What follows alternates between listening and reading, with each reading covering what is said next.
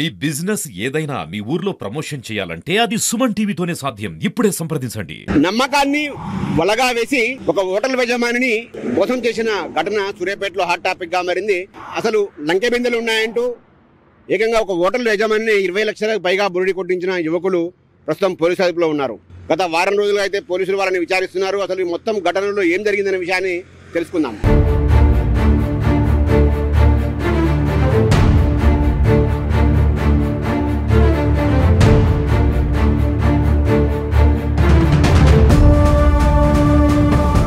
ఆ 20 లక్షలు మాకు ఇవ్వాలంటూ తిరిగి బిల్డింగ్ యజమాని అయితే ఎవరైతే వాళ్ళకు కన్సల్ట్ అయ్యారో ఆ యువకులకు అతను 20 లక్షలు ఇవ్వాలని కోరిండు. దాంతో వాళ్ళపైన కేసు నమోదు కూడా చేసిన పరిస్థితి.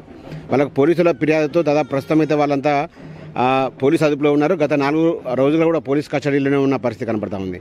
సో అసలు వాళ్ళు తమ కుటుంబ సభ్యులు తమ కుమారులు ఎక్కడికి వెళ్ళారు అని తెలియక వాళ్ళ భార్యలు అదేవిధంగా తల్లిదండ్రులు కూడా తీవ్రంగా శోకసంద్రంలో ఉన్న పరిస్థితి కనపడుతుంది. ఖచ్చితంగా మాకు పిల్లలు పోలీసుల వద్దే ఉన్నారు, వాళ్ళని వెంటనే అరెస్ట్ చేయాలి, అరెస్ట్ చూపాలి, లేకపోతే వాళ్ళని మాకు అప్పచెప్పాలంటూ కూడా వాళ్ళు డిమాండ్ చేస్తున్న పరిస్థితి. అసలు ఏం జరిగింది మొత్తం ఇష్యూలో, వాళ్ళ డిమాండ్ ఏం డిమాండ్ చేస్తున్నారు విషయాన్ని వాళ్ళ ఒక గణేష్ అనే యువకుడు పోలీసు అదుపులో ఉన్న వాళ్ళ భార్య తల్లి ఉన్నారు, వారితో మాట్లాడదాం.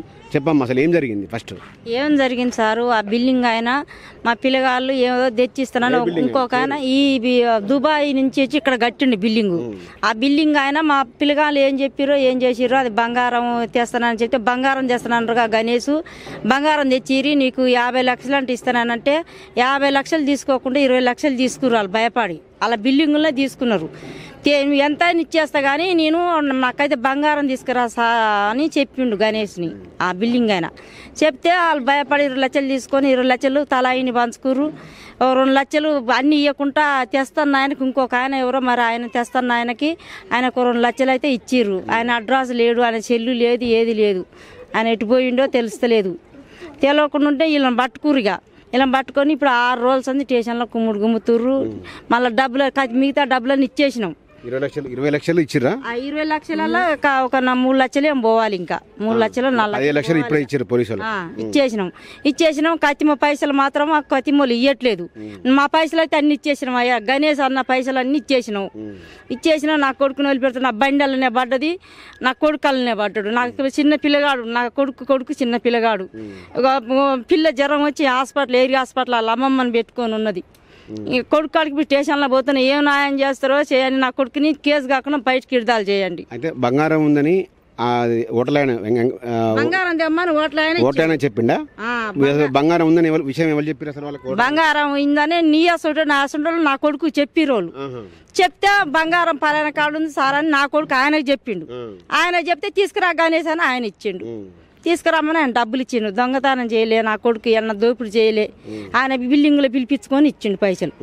ఇంకా అంతే సార్. ఇక ఇప్పుడు ఏమంటారు మరి పోలీసులు స్టేషన్ ఏమంటారు వాళ్ళు ఇప్పుడు వాళ్ళు డబ్బులన్నీ 20 లక్షలు తీసుకురా ఇచ్చేస్తానంటారు. కతిమూలేమో ఒక 4 ఉన్నారు. అలా 4 కతిమూలు 4 లక్షల దాకా రావాలి. ఇంకా ఆ 4 లక్షలు కతిమూలు ఇస్తలేరు. మాకు ముట్టిని అన్ని ఇచ్చేసినాం. కతిమ 2 లక్షలు వచ్చేస్తున్నాడు, వాళ్ళు వేసుకొని పోయిండు. ఆ చెల్లు లేదు, అది ఏది లేదు, అది అడ్రస్ లేదు, ఎక్కడ లేదు, ఎటు పోయిండు ఆడు, అది జాడలేదు పత్తలేదు. ఇక పోలీసు వాళ్ళు 20 లక్షలు తెచ్చి అడబెట్టు అని మాట్లాడుతున్నారు. ఇంక మేము ఏం చెయ్యం, ఇదే నడిచింది. ఇక ఏం చేస్తుండేవాడు గణేష్ అసలు మామూలుగా? గణేష్ మేము బండ్లు కూలినాలు చేసుకొని చిట్టీలు బొట్టీలు వేసుకొని ఇప్పుడు పాసం ఉండి టిప్పర్లు కొనుక్కున్నాం. నాకు 2 కొడుకులు ఒక టిప్పర్ కొనుక్కున్నారు. ఇక దాని మీద మట్టి నడిపించుకొని కంకర జస్ట్ తోలుకుంటారు. అయ్యా ఇంకా బతికే బతుక. ఎన్ని రోజుల క్రితం తీసుకుపోయారమ్మా పోలీసు వాళ్ళు మీ గణేష్ ని? వాటికి 3 రోజులు. కతిమ వాళ్ళనేమో నా తాత అంత ముందుకు 3 రోజులు తీసుకుపోయారు. 6 రోజులు కతిమ ముగ్గురిని. నా కొడుకునేమో 3 రోజుల కింద దొరికిండు. నా కొడుకు దొరకకుంటే బండి తీసుకుపోయి వాటికి 7 రోజులు. అంటే ఫస్ట్ భయపడి పారిపోయిందా గణేష్? భయపడ్డాడు, భయపడి కొడతారని భయపడి తప్పుకున్నాడు. తప్పుకుంటే బండి తీసుకుపోయారు టిప్పర్.